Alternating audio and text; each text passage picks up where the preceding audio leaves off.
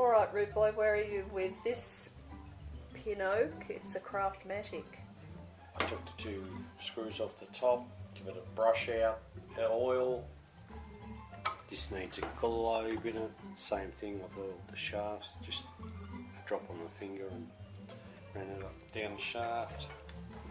This clean underneath as well.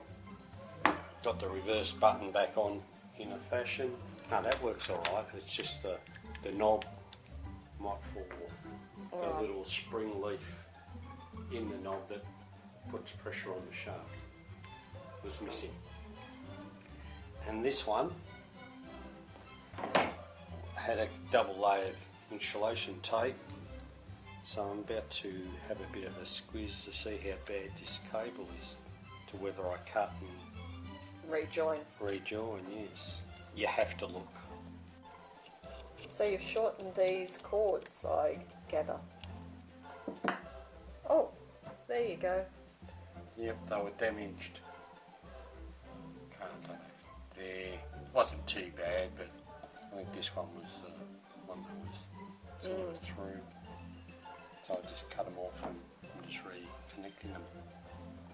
It's Mended Australia and it's Rude Girl here.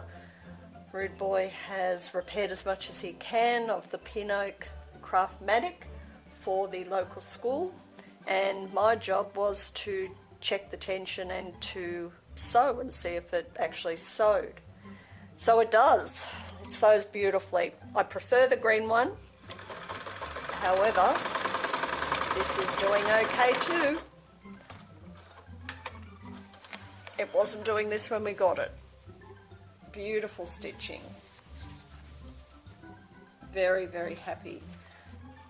Right, so to do zigzag, what we've got to do is unlock it that way. You move it across to whatever number zigzag you want and you lock it up, and hopefully it zigzags.